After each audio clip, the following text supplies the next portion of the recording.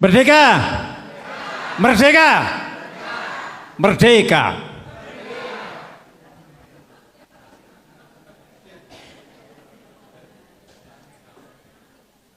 Hadirin, hadirat sekalian yang berbahagia.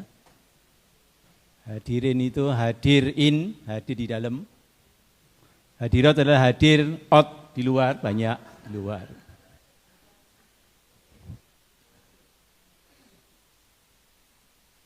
Saya kenalkan dulu aja karena memang sebenarnya saya tidak perlu dikenal. Dan saya lebih berpikir bagaimana mengenal saudara-saudara, tapi nanti biar sedikit saya menjadi terkenal. Nama saya Samar saja. Karena kalau samar-samar dicari lebih susah. Kalau Sudano itu nama istilah umum baptis Romake. Jadi nama saya Samar saja. Kemudian saya ketua pengurus cabang Majelis Agama Buddha Theravada Indonesia Magabudi Kota Madiun. Kemudian komunitas berkumpul di Jalan Anggrek nomor 11, sebelah timurnya stasiun. Namanya Cetia Giribanda Sukawati di Jalan Anggrek nomor 11. Kenapa bukan wihara? Karena Cetia itu setara dengan kapel atau musola. Jujur umat Buddha di Madiun belum punya wihara. Tapi juga tidak terlalu ribet. Karena sembahyang tidak harus di wihara. Bahkan tidak sembahyang juga tidak apa-apa. Itu kata saya tapi. Mohon izin, di sini ada para senior, sesepuh, para orang tua dan tapi nggak ada mertua saya nggak ada. Saya Romo Ake sudah tidak asing bagi saya karena sama-sama aktif di FKUB. Ada Pak Slamet dari Ketua MLKI Kota Madiun dan para sesepuh MLKI yang sering berjumpa, wajahnya saya hafal tapi namanya tidak hafal karena saya dengan istri saya saja kadang-kadang lupa.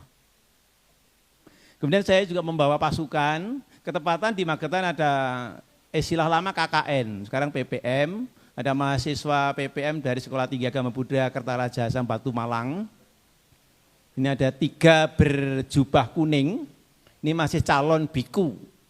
Saudara mungkin mengenalnya biksu, ini masih calon biku. Di belakangnya ada 2 pakai baju putih, itu namanya sebutannya Atasilani, panggilnya Sila. Kalau yang ini masih calon biku panggilannya Samanera. Kalau biku biasanya panggilannya Bante. Bante itu seperti Romo, Bapak, Ibu, Mas, begitu. Tapi karena belum tahu sering Bante dipanggil dengan Pak Biku, Pak Bante sering karena memang belum tahu. Jadi double, ada Pak, ada Bante, Pak Bante. Bante cukup. Juga ada pasukan umat jemaat yang di belakang itu. Ada juga dari wanita Theravada Indonesia, Wandani. Pimpinan ini ada ketua dari Magetan, ada Mbak Ria, dan juga ada Bu Samar ada.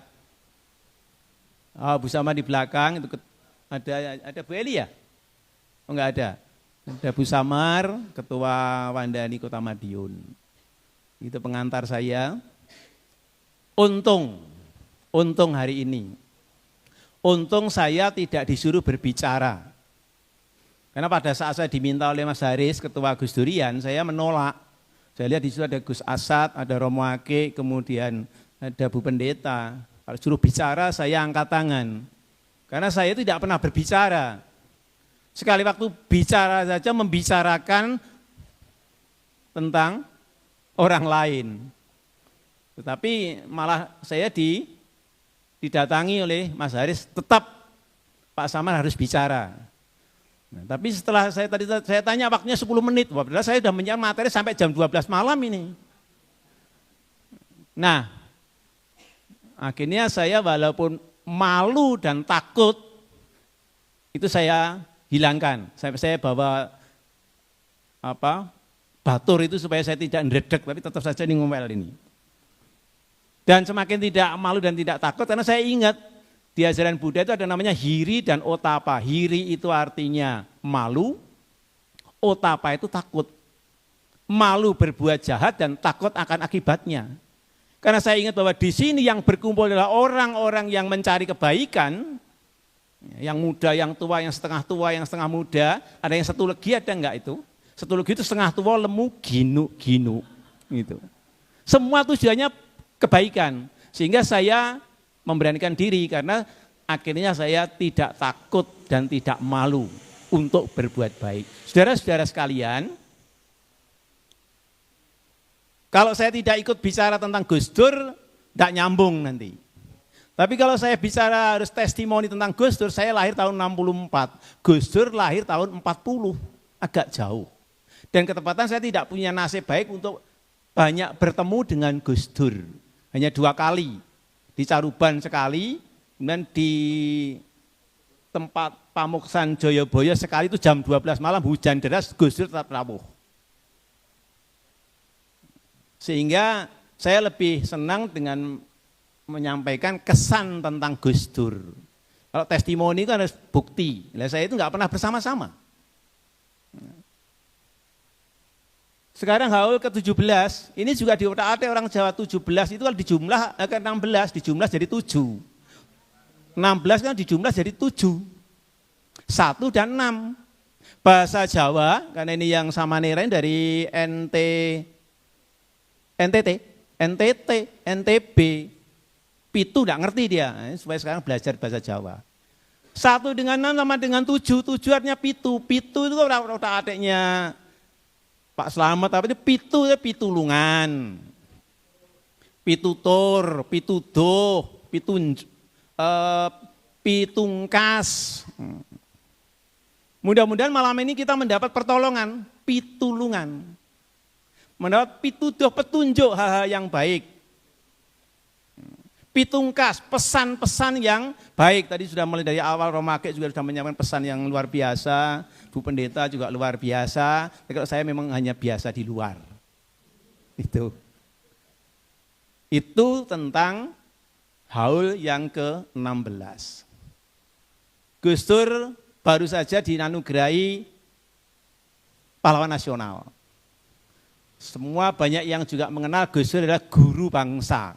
Karena Gus Dur itu punya sosok yang memang banyak diakui oleh banyak manusia. Setidaknya Gus Dur itu sosok yang memiliki 3 C dan 3 R. Apa itu? C, yang pertama cakap, kedua cakep, ketiga cukup. Cakap artinya pandai. Mungkin ada yang tahu, Pak Slamet pasti tahu, Gus Dur itu mampu menghafal 2000 nomor HP, nomor telepon zaman itu, Gus Dur itu. Kita nomor HP sendiri aja nggak hafal. Jadi pandai Gus Dur itu. Kemudian cakep, itu artinya tampan, ganteng. Tapi tidak lebih pada wajah, karena cakep itu bisa memiliki 2 hal. Inner beauty dan outer beauty. Secara outer beauty, kecantikan luar, Gus Dur itu cakep. Dibanding dengan yang ibu-ibu suka dandan, mau datang manten pukul 10 jam 3 pagi sudah bangun, pergi ke salon, lebih cakep Gus Dur. Gus Dur bersepatu aja enggak pernah. Jas saja waktu jadi presiden. Paling baju batik lengan pendek. Pakai kopiah selesai, kemana saja, ketemu siapa saja. Dompet nggak punya, nanti ada lagi duitnya sedikit, saya tahu itu. Cakep, kemudian cukup. Gus Dur itu orang yang hidupnya sudah selesai dengan dirinya sendiri. Jadi presiden itu LHKPN-nya itu hanya 3,49 miliar. Dibandingkan dengan presiden-presiden yang lainnya, ini teman-teman generasi gadget, lihat aja tuh LHKPN presiden-presiden itu, apakah Gus Dur lebih banyak, lebih besar kekayaannya? Sama sekali tidak. Karena presiden yang lain, mantan presiden yang lain ada yang sampai 15 miliar US dollar. Bingung itu ngewisan. Tapi Gus Dur walaupun punya kekayaan hanya 3,49 pada jadi presiden, sudah selesai dengan dirinya sendiri. Hidupnya sudah cukup seperti hanya Samanera ini, Samanera calon biku. Biku juga. Karena kebutuhan hidup itu sebetulnya hanya 4 kebutuhan pokok. Sandang, pangan, papan, dan obat-obatan ketika diperlukan. Itu saja cukup. Sandang, kita punya selemari yang kita pakai cuma 1. Kalau saudara punya pakaian lebih dari selemari masih kurang, yang salah pikirannya. Pangan juga gitu. Apalagi Mbah Slamet, saya sudah di atas 50, di atas 60. Paling makan 3 kali saja sepiring, nanti 3 piring. Romake makan 3 kali. Semampunya. Padahal semampunya palingnya 3 piring, cukup. Kalau sudah punya makanan banyak, bahkan punya kesempatan makan siapa, makan di mana, makan apa, nanti ada lagi yang makan siapa, nah, masih kurang, itu namanya serakah. Sandang pangan, papan, segemuk apapun paling hanya 2 meter kali 1 meter cukup tidur itu. Kalau punya kamar 10 sampai bingung akhirnya malah kos, itu yang salah pikirannya. Yang keempat obat-obatan itu ketika sakit. Para Samanera kebutuhannya hanya itu. Kemana saja ya cuma jubah itu malah paling banyak cuma punya 2. Tapi hidupnya 75 aturan Samanera itu, biku 227 aturan. Kita yang tidak diatur saja malah sukanya mengatur, itu masih sudah punya masih kurang. Gus Dur sekali lagi cukup hidupnya. Karena sudah selesai dengan dirinya sendiri, maka Gus Dur waktunya, pikiran, tenaganya untuk orang lain. Cakap-cakap cukup. Yang kedua, 3P, 3R, pinter, bener, kober. Pinter, Gus Dur itu tidak hanya pandai secara ilmu, tapi berwawasan luas. Beda loh berwawasan dengan berilmu. Kalau berilmu itu apa-apa pakai sumber, berdasarkan pendapatnya si A, si B, bahasanya baku, kaku, wagu. Tapi kalau berwawasan, maka dia menjadi orang yang adaptif, di mana saja bisa hidup. Gus Dur berkumpul dengan sesama muslim, dengan yang lainnya, dengan orang pejabat, orang melarat, orang sekarat, bisa. Bahkan Bu Sinta sampai sekarang masih punya kebiasaan buka bersama dengan kaum duafa. Sahur bersama. Pinter, bener, karena Gus Dur apa yang dipikirkan, diucapkan dan dilakukan bisa diterima oleh semua masyarakat dan bangsa kita. Bener berarti, semua orang bisa menerima. Tetapi kalau yang menerimanya beberapa orang apa namanya kelompoknya sendiri, namanya bener dewi. Bahkan kalau beda kelompok, beda agama, beda pendapat, apalagi beda pendapatan, musuh. Nah, itu tidak karakternya Gus Dur, tidak sosok Gus Dur. Pinter bener, kober orangnya entengan. Saya dapat cerita langsung, kalau ini testimoni tapi melalui orang kedua. Namanya Biku Damasubu, ketepatan adalah kakak kandung saya. Rumahnya ada, tinggalnya, bukan rumah, nggak punya rumah karena biku. Tinggalnya di di Pondok Labu, Jakarta, 10 menit dari Ciganjur. Ketika Gus Dur jadi presiden, tiba-tiba ditelepon. Bendera Damasubu di mana? Di rumah Gus. Ikut saya. Oh iya Gus, kemana? Ke Bali. Ada apa Gus? Datangi pelantikan dukun. Nah, tapi waktu itu Gus Dur kan presiden, jadi kan dikawal ya, Biku Damasubu sendiri, berangkat sama-sama naik pesawat tapi beda nasib. Gus Dur nah sudah, jam 2 dini hari sampai di Bandara Denpasar, setelah itu naik mobil. Ternyata di Kintamani mendatangi pelantikan dukun, itu istilah di sini. Kalau di sana adalah pedande atau pinandita, pedande ya. Di sini ada Pak Dewa Alit. Pelantikan itu. Presiden itu loh, masih mau datang seperti itu. Dan contoh yang lain teman-teman pasti sudah banyak. Itu tentang Gus Dur. Pinter, bener, kober. Sudah 10 menit lebih, selesai. Itu kan kesan saya terhadap Gus Dur. Tapi kalau malam hari ini saya tidak memberikan pesan kepada saudara, nanti saya jadi keliru. Saudara-saudara sekalian, yang kedua adalah pesan. Pesan saya kepada saya, karena di sana temanya adalah dari rakyat, oleh rakyat, dan untuk rakyat, saya adalah rakyat, maka sekarang saya akan pesan kepada rakyat, yaitu kepada saya sendiri.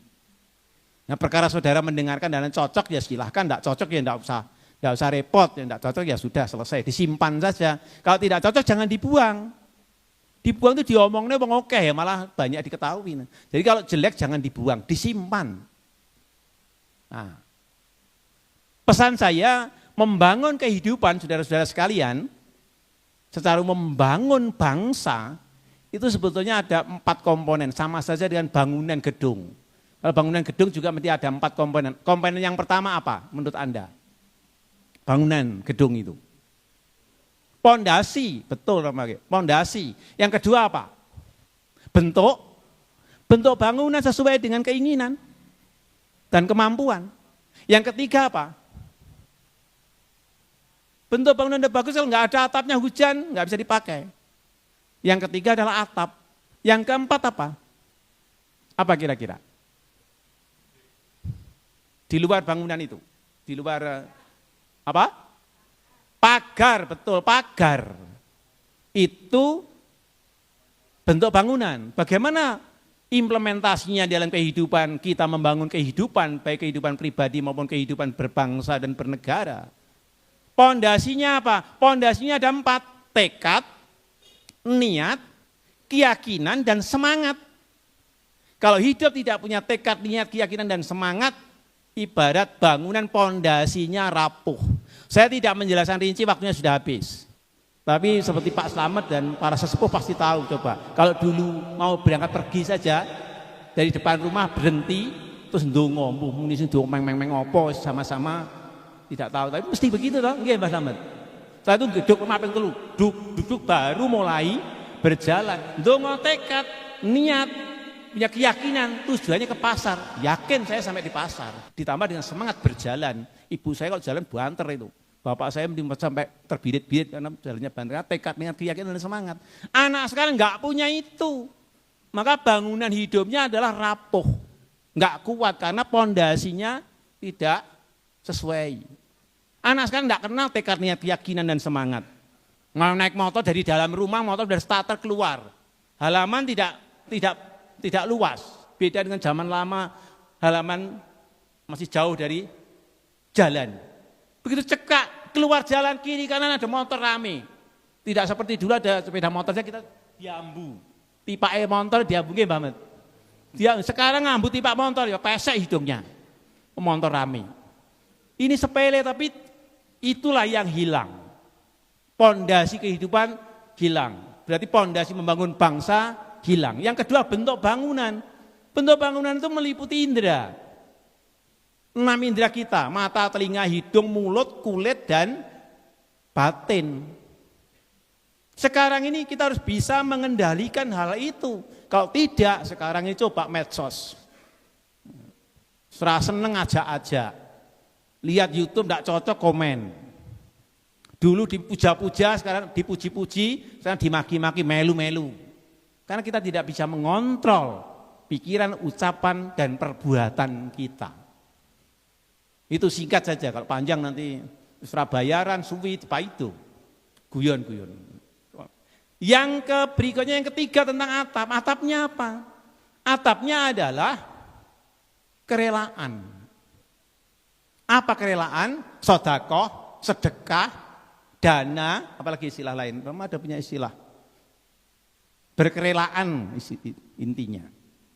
Dan berkerelaan itu ada 3 macam. Ada materi, ada pengetahuan, ada memberikan keterangan pada orang lain. Yang paling mudah materi.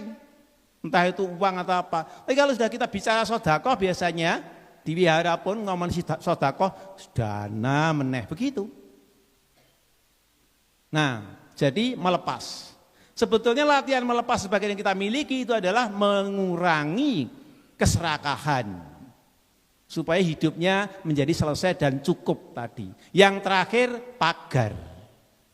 Apa pagar kehidupan secara pribadi maupun berbangsa dan bernegara adalah kemoralan. Saudara-saudara sekalian, sekarang ini udah era terbuka. Dengan HP ini di dalam kamar mandi dikunci, bahwa HP bisa tetap lihat di luar sana bebas. Jadi pagar kehidupan itu hanya diri sendiri, bukan orang lain. Sekali lagi, bukan orang lain. Jadi bukan masalahnya boleh atau tidak boleh, tapi sudah waktunya apa belum, kan begitu. Ini yang tidak pernah dididik, diberikan pengertian kepada anak-anak generasi kita. Mendidiknya berarti boleh, tidak, pokoknya tidak boleh, anak tidak berkembang. Padahal semakin dilarang malah semakin ingin tahu, semakin disuruh malah semakin tidak mau. Kalau nggak percaya, di parkiran gereja kasih aja kresek jelek, tapi ada uangnya 1 juta. Sandang disampur ditendang sana tendang sini, nggak ada orang tertarik ngambil. Tapi ada amplop tulis awas rahasia, semua ngelirik. Ditek sedikit, aman diambil. Padahal nggak ada isinya apa-apa. Itu analoginya. Yang baik bagaimana membangun kehidupan dan mendidik generasi sekarang, memberi pengertian. Ini begini, akibatnya begini. Karena hukum sebab akibat itu adalah hukum alam semesta. Kebaikan akan membawa kebahagiaan, perbuatan buruk membawa penderitaan. Itu hukum alam semesta. Percaya tidak percaya, yakin tidak yakin, hukum itu tetap berjalan. Saudara-saudara, sekian. Terima kasih. Kalau panjang-panjang ini sudah panjang Pak itu. Merdeka! Merdeka! Merdeka! Terima kasih, selamat malam.